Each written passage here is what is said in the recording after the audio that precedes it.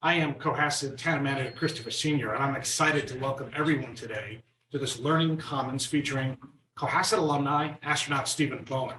We'll be speaking to and answering questions from Cohasset students live today from the International Space Station, where he's currently serving as commander. We're incredibly grateful to Commander Bowen, to the entire NASA team, to our IT staff, who's tirelessly working behind the scenes to make sure this thing all goes right, and to Justin Schreier, our communications specialist, who worked tirelessly to set this up. We hope that today's conversation with astronaut Bowen is going to not only spark an interest in more science and math, but might start someone down a career path that at some point in the future, we might do another one of these with someone from Mars or the moon. Who knows? With that said, Dr. Sullivan, the floor is yours. Very excited to get to the question. Thank you. Thank you, everyone. I want to echo Town Manager Chris Senior's sentiments and thanks to everyone. And I just want to reiterate what an opportunity this is for Cohasset Public Schools and for our students. We're very proud that astronaut Bowen is a former student in Cohasset Public Schools, a graduate of 1982. And as I was saying to the students here who have been selected to ask questions, this really stands as an indication that the sky is literally the limit in anything that they can do here coming from Cohasset Public Schools. We're very excited and inspired by the opportunity to have this conversation. So I know in just a few minutes, we're going to start our questions. And I also want to thank the Select Board, School Committee, and everyone who is watching from home, because you're all really contribution in making this happen. So thank you. And I will let Justin tell us when we're ready to go. Okay, be right with you in a minute.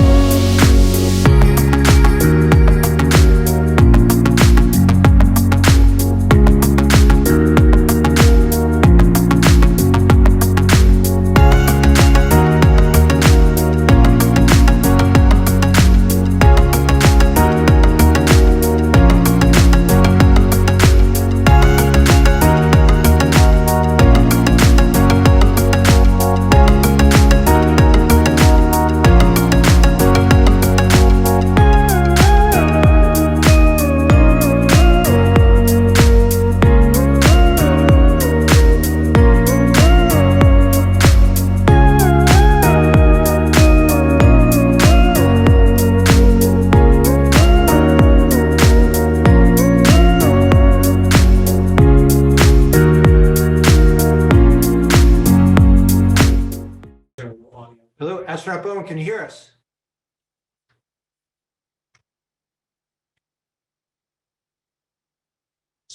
I could hear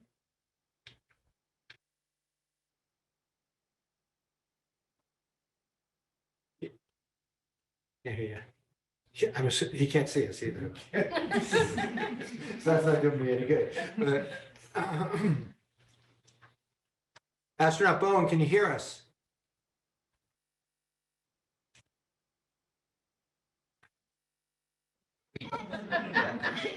That's so floating cool. Away. So I did hear him. We did hear him. I believe we heard him for a brief moment.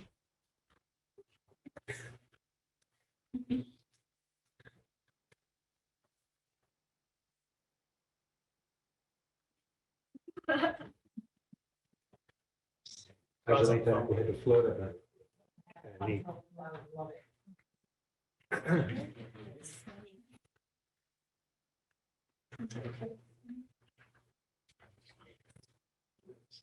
Yeah.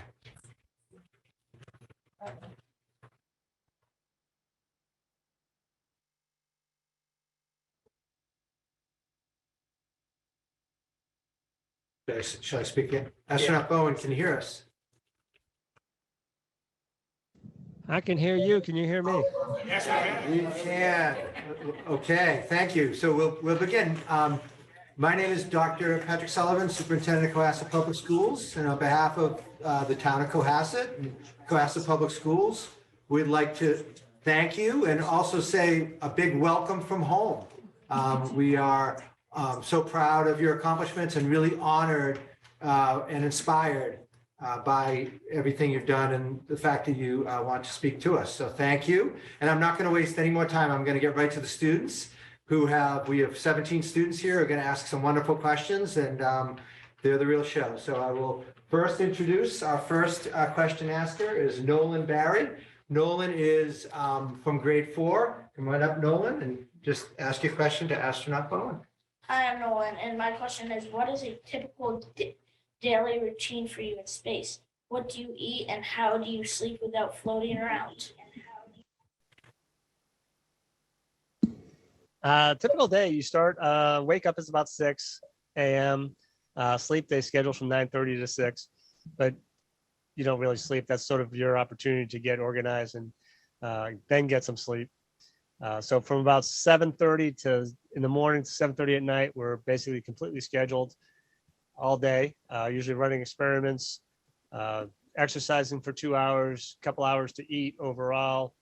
And yeah, you're just busy, and every day is different, which is really what makes this really enjoyable. So I can be working on science experiments one day. I can be working on maintenance of the space station another day.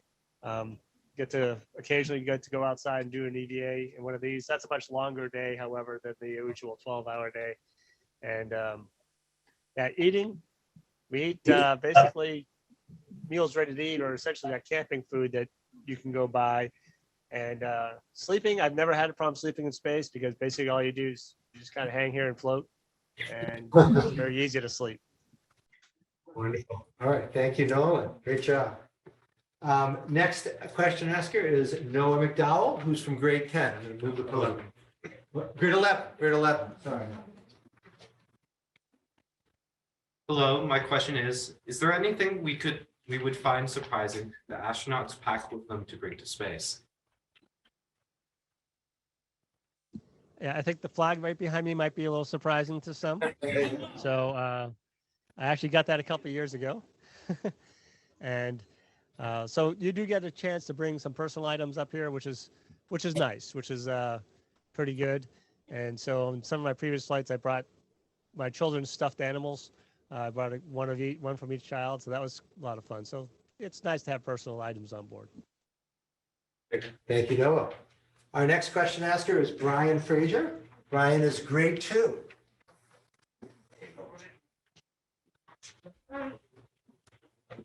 Astronaut Bowen, what is one job you are doing in space, and how does this help us on Earth? Yeah, so the reason a space station exists is to do research and to do science, and it's a laboratory circling the Earth. And the research we do is usually extremely basic research. So we're investigating how things react, how they behave in a microgravity environment, whether it be material science, biology, human physiology, and it's a continuously evolving, continuously operating laboratory. In addition, the engineering side of it, which is sort of my background, just the fact that we're able to operate this thing, and we've been able to operate it for over 20 years, actually coming up on a full 23 years in just a few months, with continuous human presence, is actually one of the great miracles of the space station. Thank you. Great job.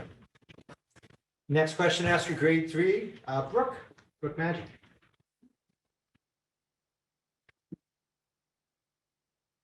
What do you see outside of the space station? Is there light from the sun there?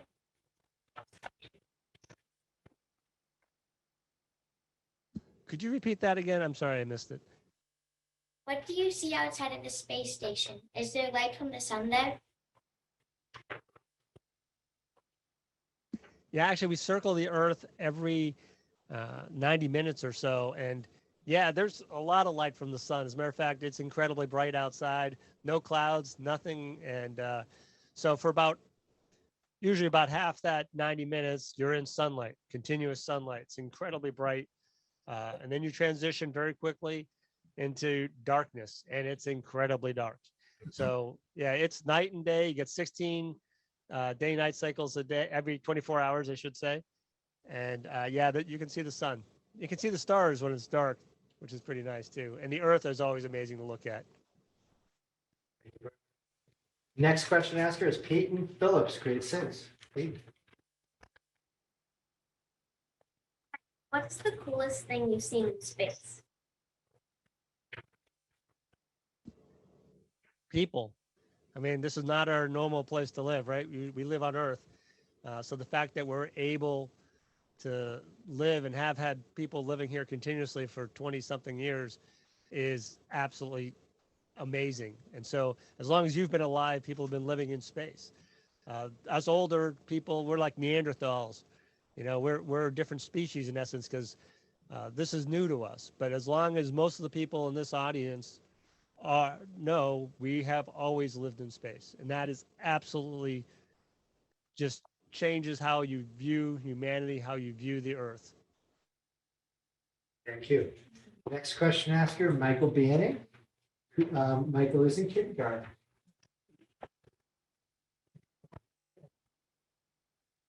How is traveling in outer space different or the same as traveling in the ocean? How is traveling in outer space different or the same as traveling in the ocean? Great question. I usually make a joke about the view is much better up here, but the food is not as good. And that is true. But a lot of it is, there's a lot that's very similar. A lot of the systems that we use on board Space Station for generating oxygen, for removing carbon dioxide, are very similar to the same technologies we used on submarines. And so there's a lot that's in common between the two worlds. Thank you, Michael. Next question asked is Chloe. Chloe Costello, grade 1.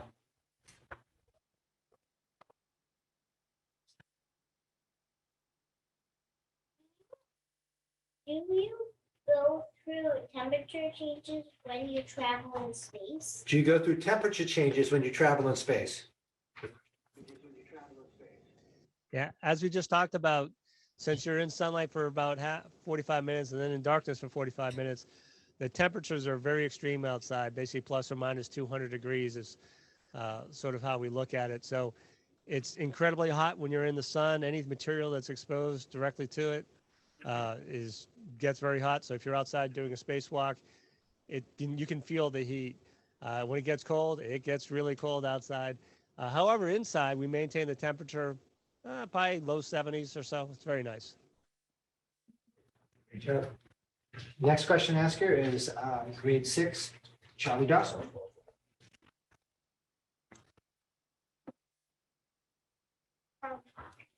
Hello. Is it hard to sleep in space? No, actually, I sleep really well in space. I do have some friends that have had difficulty sleeping up here, but it's very comfortable for me. If you just floating, it's very nice. But we do have masks if you need them, earplugs if you need them, and so we have ways of allowing people to sleep even if they don't accommodate it well. But I actually average about an hour more sleep in space than I do on the Earth. Great. Thank you, Charlie. Next question is from Till Streppel, grade 6.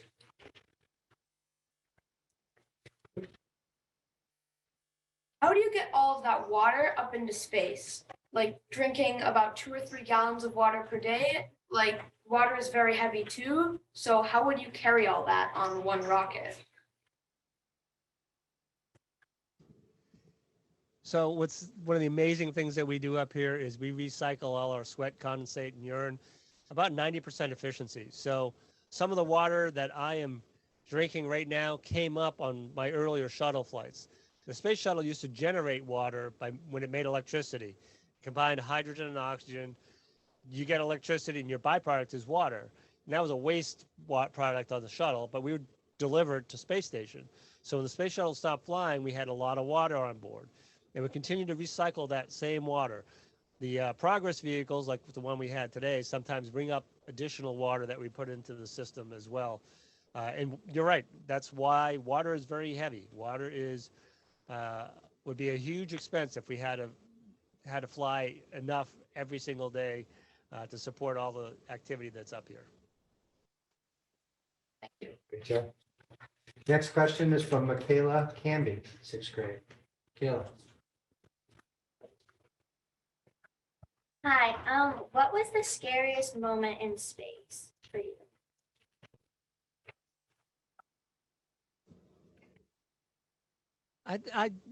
There's that whole fear thing. It's my greatest concern on the launch pad is sort of less about the vehicle and the rocket and mostly about myself. They've spent all these years and all invested in me a lot of training.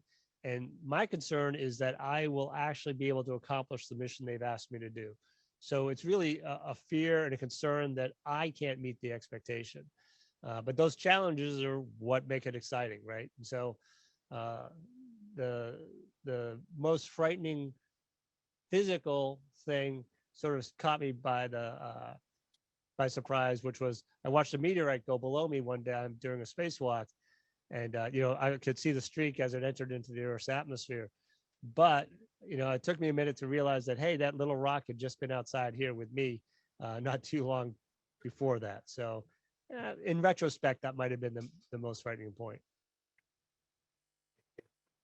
Next question, we're back to Noah McDowell, 11th grade.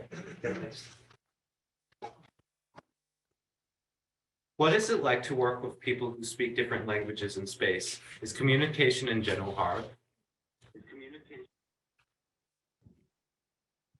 Oh, no, I'm absolutely privileged to have the opportunity to work with people from so many different countries through the years.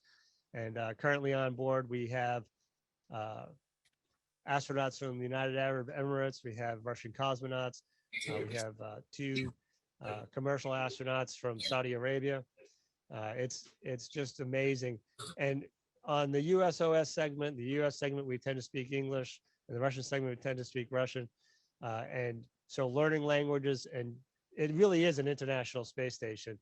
I think on the next flight, on the next Dragon flight in August, there are actually 4 different countries represented in that one vehicle. And that's really amazing. Thank you. Great. Our next question comes from Layla Omar, 11th grade.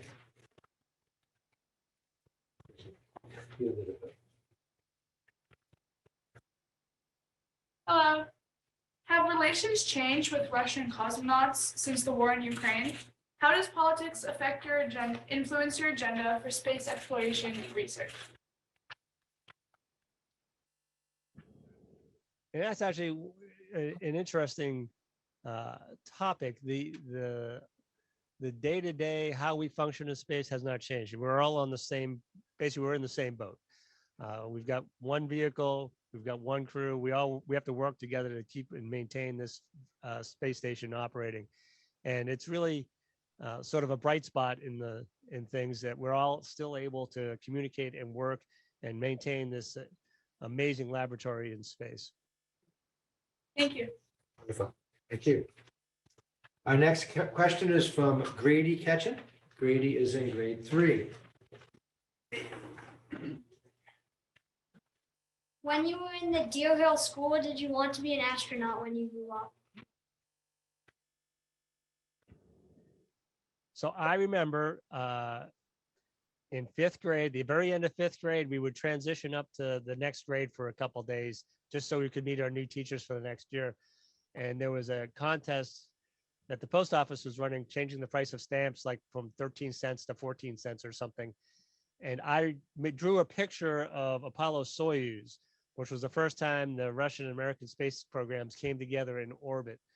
And I look back on that submission. I did not win the competition to design a stamp for space stamp, but it must have been in the back of my mind. I'm old enough. I got to watch when we first stepped on the moon, Skylab, the early space shuttle flights.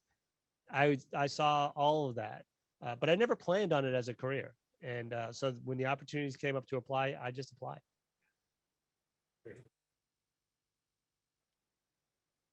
Our next question is right back to Layla. Layla Umrah in 11th grade.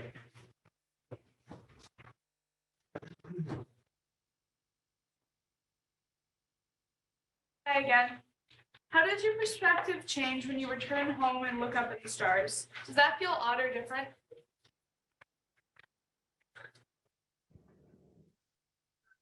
Well, the physical side of it feels a little bit different when you first get back.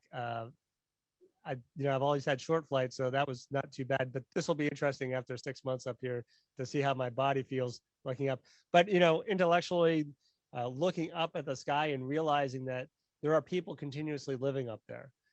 As you can watch a space station fly overhead some nights or some mornings, you just realize that this is amazing. As we come together, as humanity comes together, we're able to basically live in space. It's absolutely incredible. So yeah, but living here, it's just a totally different perspective.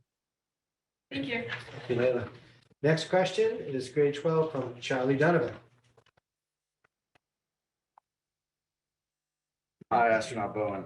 What is your hope for the future of space exploration, and where would you like to go next? So, the future of space exploration, there's a couple aspects of it. What we do in space actually makes life better on Earth. Some of the things that we've developed through the decades now in space have really changed and helped us live better on Earth. As we continue to explore, we're going to continue to learn new and interesting things that will continue to improve humanity overall. Even just working together to accomplish these goals is pretty amazing. As we leave low Earth orbit, as we basically turn over low Earth orbit to a commercial sector, I'm sure there'll be a national laboratory still in low Earth orbit. But as we go on the moon and Mars, the challenges that we face will teach us new things. And every time you challenge yourself, you learn new things. And ultimately, as two very famous people, Stephen Hawking and astronaut John Young, he used to say, single planet species don't survive. So ultimately, what we learn hopefully will allow us to continue to survive somewhere in the universe. Thank you. Next question is from Oliver Mins. Oliver is in 4th grade. Superintendent? Yes, about 5 minutes. So, hello. As you know, my name is Oliver Mins, and here's my question. What does it feel like in zero gravity?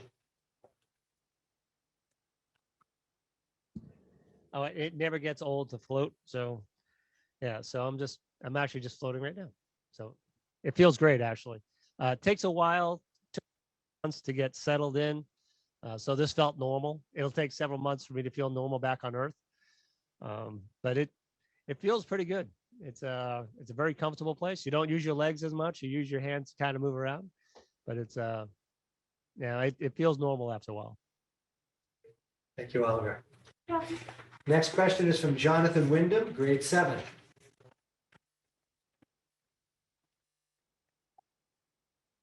I was wondering if there's any long-term effects for being in space for too long.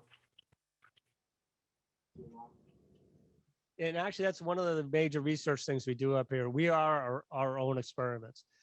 So far, one of the first things we learned, especially with the space station and starting that long duration, is that we have yet to find a magic pill for maintaining bone density and muscle mass, which is consequently why we work out 2 hours every single day with load-bearing exercise. There are vision changes that for some people have become permanent. There are other things as we look and research. And what that really does is it informs us how our body responds here, but it helps us on Earth.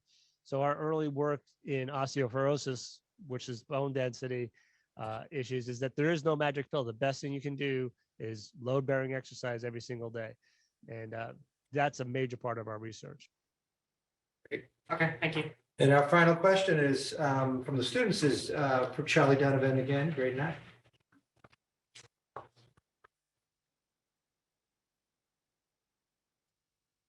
Grade 12. What happens if you get sick and how do you get medical care?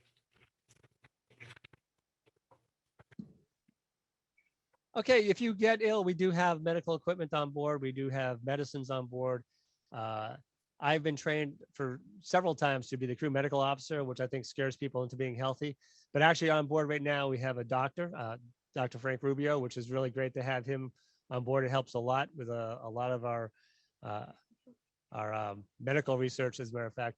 So there's always somebody trained on board. If you need to evacuate, we can actually leave in the vehicle that we came up in if we had to get back to Earth in a hurry for something.